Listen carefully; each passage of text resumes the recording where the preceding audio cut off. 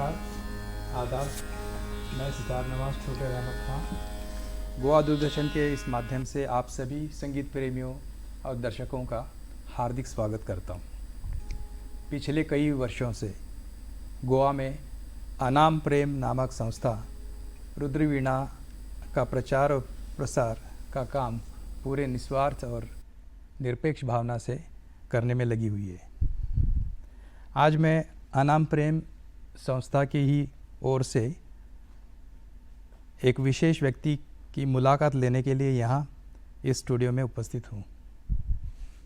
तो आइए सबसे पहले मैंने जो अपने बुज़ुर्गों से सुना है, सीखा है, वो आपके सामने रखता हूँ।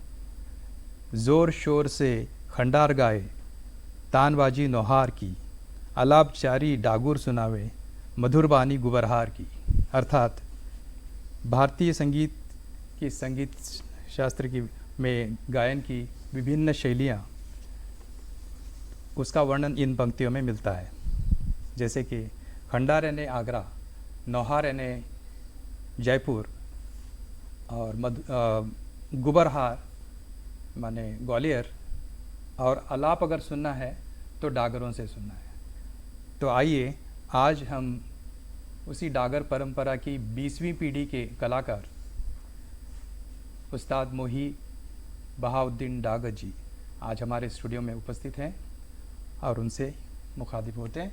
मुझे याद है कि मैं 80s में, आपकी उम्र मेरे ख्याल से 18-20 होगी, और आप हमेशा गोवा आया करते थे और अपने मासी को मिलने के लिए।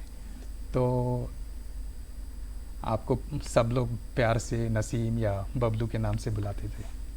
तो हम जानना चाहते हैं, हमारे दर्शकों को बताइए कि उस बबलू से लेकर आज उस्ताद मोही बहाउद्दीन डागर, ये सफ़र आपका कैसा रहा? देखिए, सफ़र तो कभी कभार हम लोग तय नहीं कर सकते। कभी कभार सफ़र लिखा जाता है, कभी कभी सफ़र हो जाता है। तो मेरे साथ ये हुआ कि जो 18-19 साल की उम्र थी, बहुत ही केयर फ्री रहा मैं। मुझे ऐसी कोई चिंता नहीं थी, कोई बजाना है, कुछ करना है या कुछ। सिर्फ इतनी थी कि रुचि थी संगीत में, और इतना ही पता था कि मुझे करना है। ये किस लिए करना है, इससे क्या मिलेगा क्या नहीं मिलेगा, ये बिल्कुल पता नहीं था।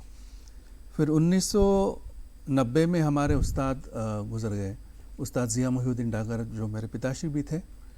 और उसके बाद उनके गुज़र जाने के बाद मुझे कुछ दिनों तक, करीब जब रीति रिवाज सब ख़त्म हो गई, तो मुझे ऐसा लगा कि वो बहुत कुछ सिखा के गए हैं और बहुत कुछ बता के गए हैं, और अगर मुझे वो करना पड़ेगा तो मुझे बैठकर रियाज़ करना पड़ेगा। तो मैंने एक सीरियसली अंदाज से रियाज़ करना शुरुआत किया। और चूँकि इस समय दाल रोटी भी कमानी थी, तो जैसे भी बचा कुछ आता था मैं बजाता था। और हमारे यहाँ क्योंकि गायन भी शैली है ध्रुपद की, तो गाने के कॉम्पोजिशंस इत्यादि ये सब थोड़ा बहुत सिखाता था। और उसके अलावा हमारे यहाँ घर में हमारे पिताजी के जो छोटे भाई थे, हमारे छोटे उस्ताद ज़िया फरीदुद्दीन डागर, जो गायक थे, उनसे भी मैंने तालीम ली वीणा के बारे में।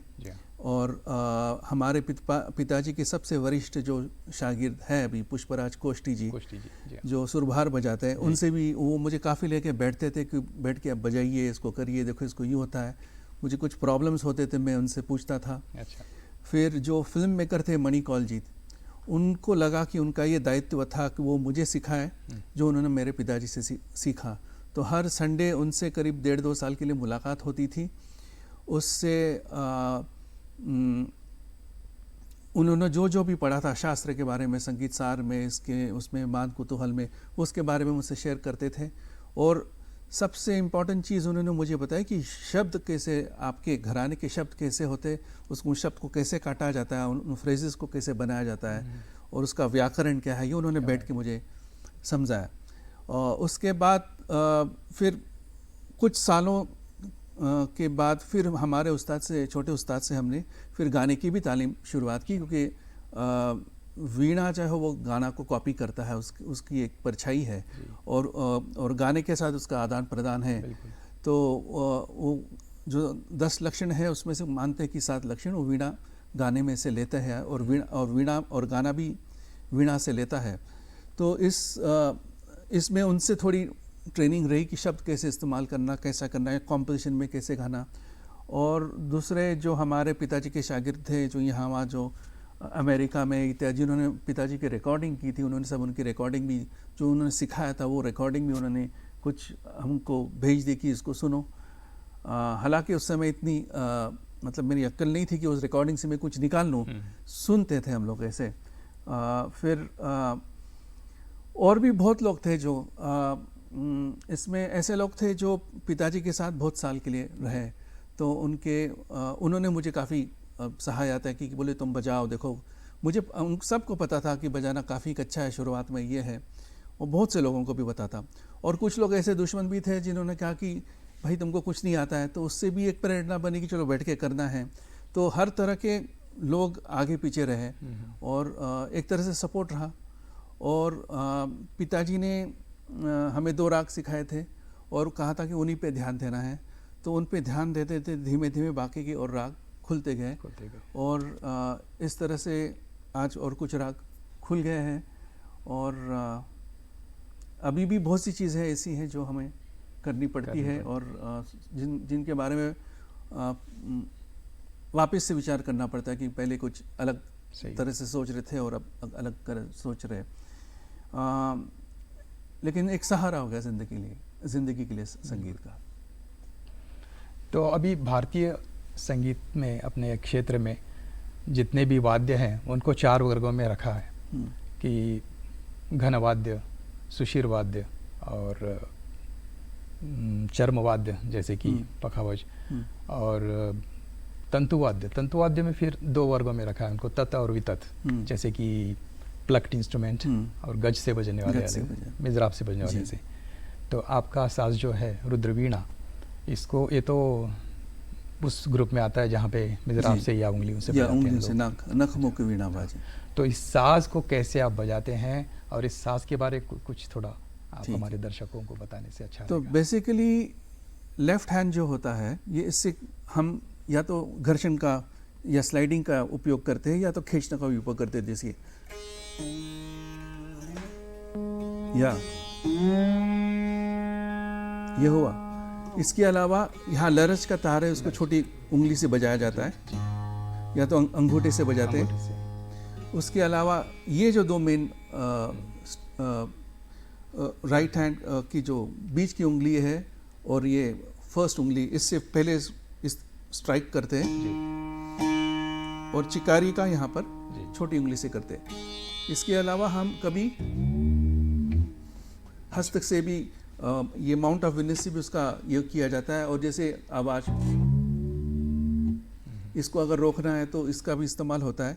फिर जो जोड़ और पंचम और खरच के तार हैं इस वीणा में, उसमें हम तीसरी उंगली से भी उस पर प्रहर करके बजाते हैं ऐसे, जिससे टाउन इसका जो टोन जो है स्ट्राइकिंग का न्याय बंद से आवाज आए ऐसे।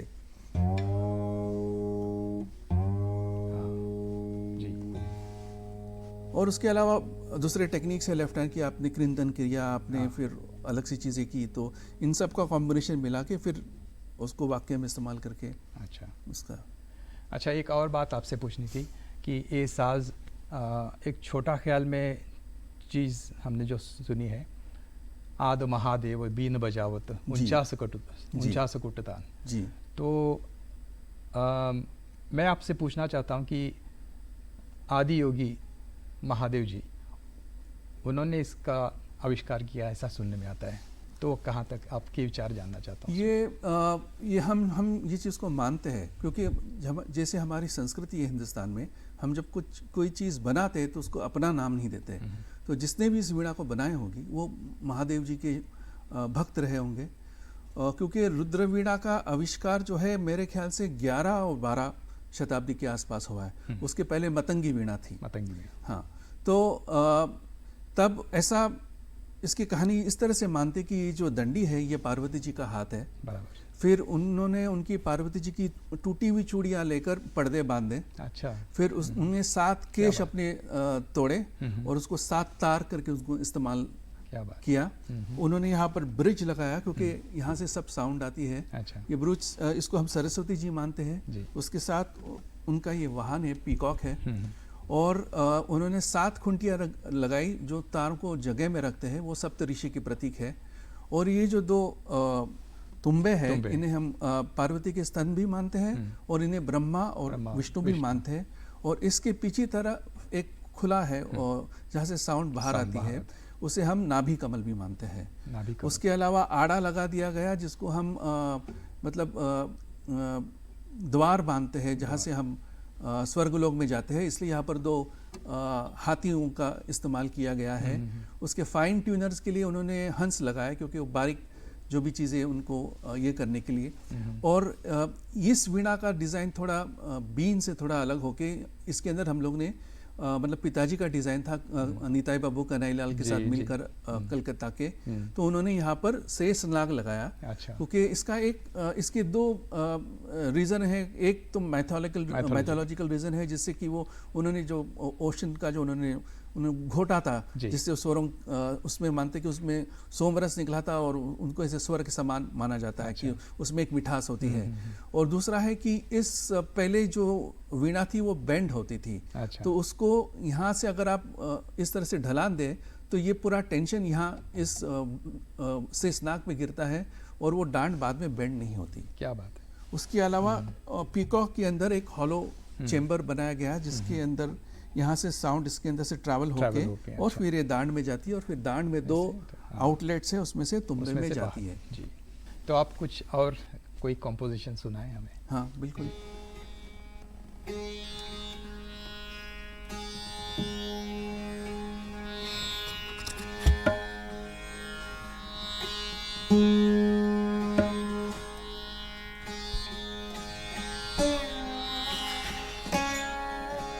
क्या होता है?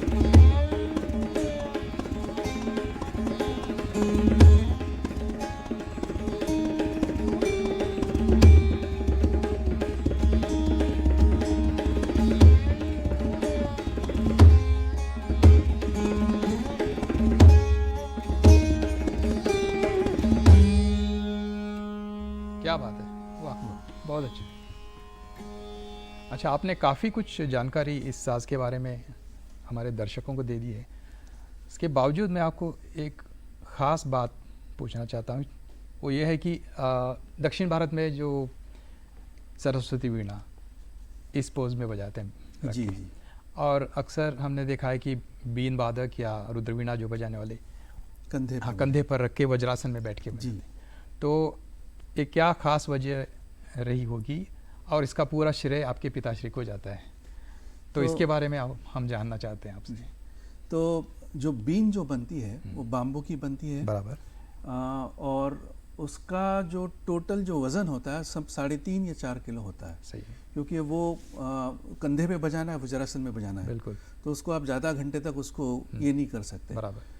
क्योंकि बाम्बू वो बेंड होता था तो पिताजी ने यहाँ पर बर्मा टीक इस्तेमाल किया है। बर्मा अच्छा। टीक भारी हो ही जाता है, अच्छा, आप कुछ नहीं करो तो अभी इस वीणा का वजन करीब से 7.5 से 8 किलो 8 किलो हो ही अच्छा, जाता है। ओके। तो ऐसा नहीं कि मैंने प्रयास तो किया, कुछ दिन मैंने बजाया कंधे पे लगा के, लेकिन उसके बाद 2 महीने छुट्टी लेनी पड़ी। अच्छा, तो ये मतलब प्रैक्टिकल नहीं बनता है। बराबर, हाँ बिल्कुल दूसरी सही। बात, शास्त्र में लिखा है कि जो लेफ्ट तुम्बा होता है वो कंधे की स्थिति में होना चाहिए। अच्छा, ऐसा कहीं क्लियरली नहीं लिखा है कि कंधे के ऊपर होना चाहिए। ओके, तो अब पिताजी बोलते थे कि बोला अगर यूं कर तो ये भी कंधे की स्थिति में आ गया, हाँ, यहाँ से, और यहाँ रख दो ये भी कंधे की स्थिति में आ गया। अच्छा, तो प्रैक्टिकल यही होता है कि इसमें आप नीचे रख के बजाओ। बिल्कुल, लेकिन उसमें और एक चीज़ मैं कहना चाहूँगा कि इसमें बजाने की शैली में इसमें फ़र्क पड़ता है, क्योंकि अगर आपने वीणा को ऊपर करके बजाया है अच्छा। तो उसमें राइट हैंड के जो टेक्निक है, जैसे पहले दिग दिग दारा और उसके वेरिएशंस बहुत आते हैं, जिससे आपका ये सितार का झाला भी काफ़ी उससे इंस्पायर हुआ है। तो और राइट हैंड की तैयारी काफ़ी रहती है उससे, और यहाँ पर हाथ ऐसे, क्योंकि दांड छोटी होती है, हाथ सटाक से घूमता है। जी, लेकिन इसमें जब हम इसको कंधे से नीचे ये यहाँ पर घुटने पर रख के उसको बजाते हैं, हाँ, तो फिर इसमें लेफ्ट हैंड का ज़्यादा ये होता है। और जो बारीक बारीक चीज़ें हैं, जैसे कि आपने जैसे ये बजाया, पंचम बजाया, ये पहला 2 अच्छा, 3 6, तो ये जो स्वर भेद है ये लेफ्ट हैंड में ज़्यादा कंट्रोल में इसमें आ जाता है। अच्छा, तो फिर इसके लिए हमारे यहाँ आलाप का ज़्यादा प्रचलित है, इसलिए ये बराबर। उस हिसाब से ये पोजीशन हमें सूट होती है। अच्छा, बहुत अच्छा, बहुत खूब। कोई और कंपोजिशन आप सुनाएंगे हमें छोटा सा? हाँ,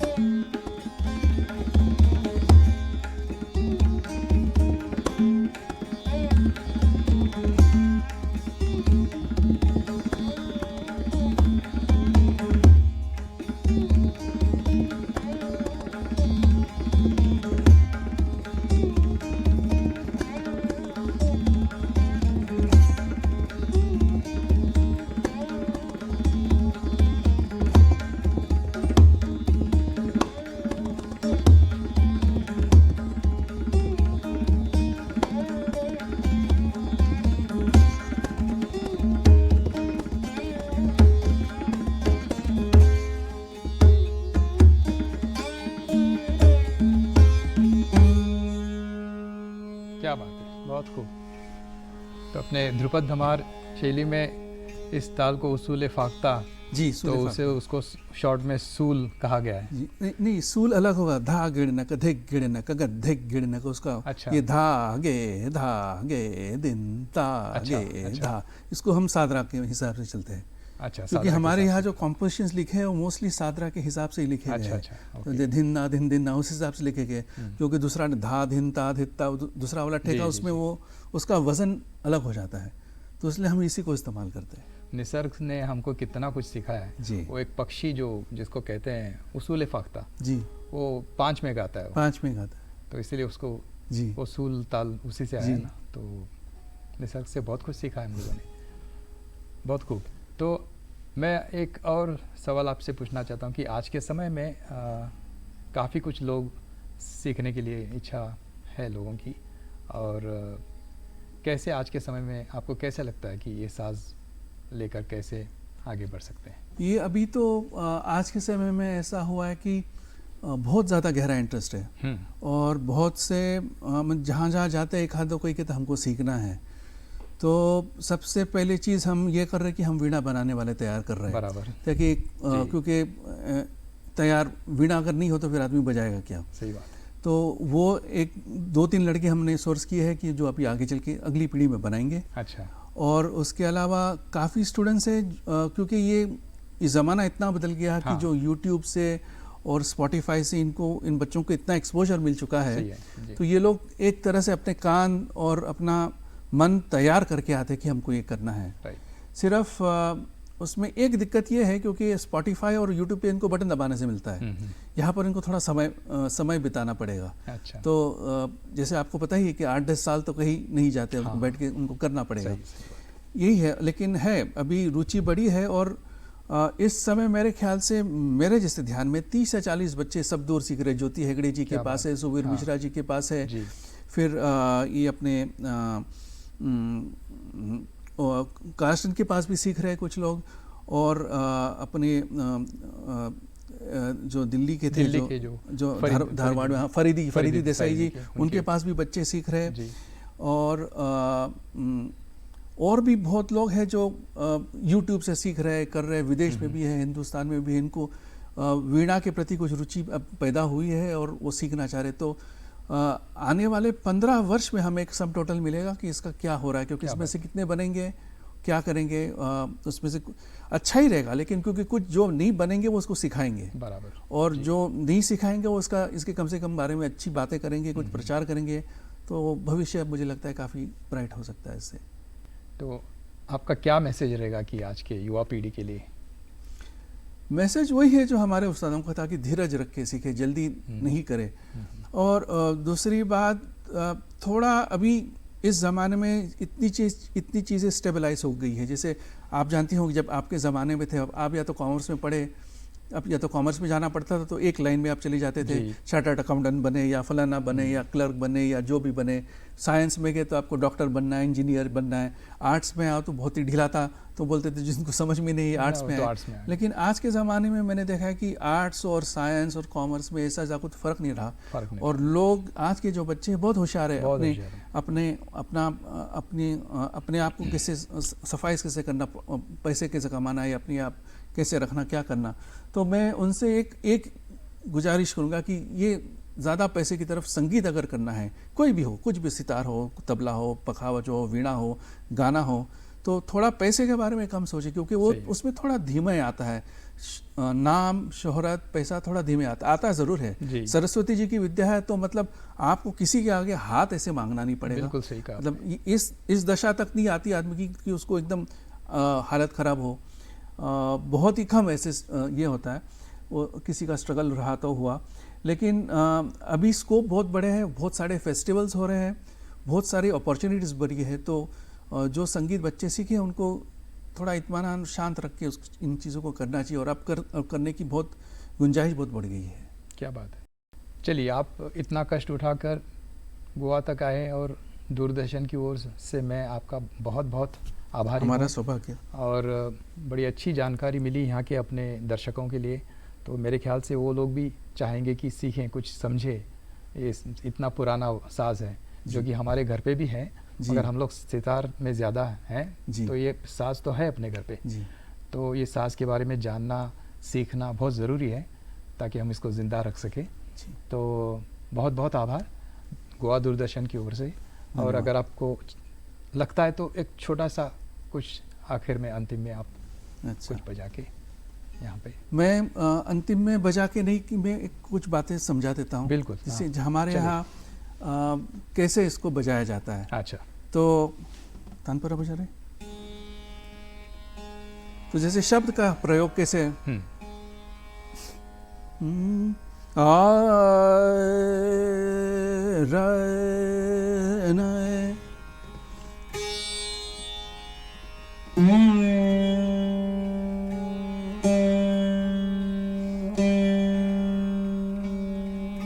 रे ना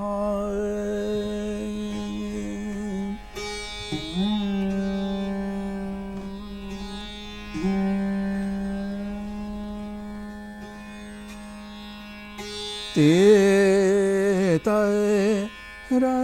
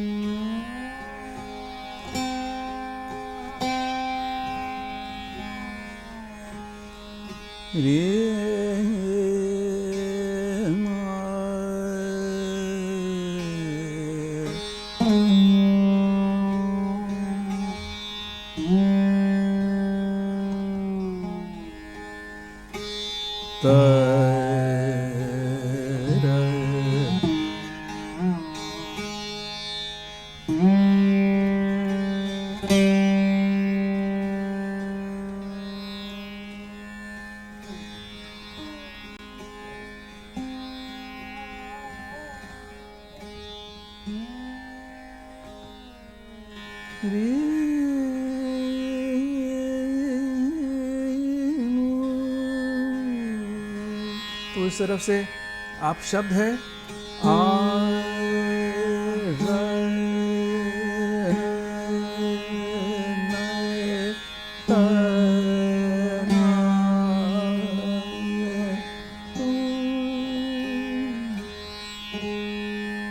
जो जैसे लोग स्वर से विस्तार करते हैं, हमारे यहाँ शब्दों से इसका इस्तेमाल होता है। तो ये भी गात्र वीणा है। हाँ रुद्र वीणा जी, इसको हम यंत्र मानते हैं क्योंकि ये यंत्र गाने का प्रमाण प्रमाण देता है। जी, जी। दोनों साथ साथ चलते हैं। जी, क्या बात है। चलिए, बहुत बहुत आभार आपका दूरदर्शन की ओर से। एक बार और मैं आपका बहुत बहुत आभारी हूँ। नमस्कार।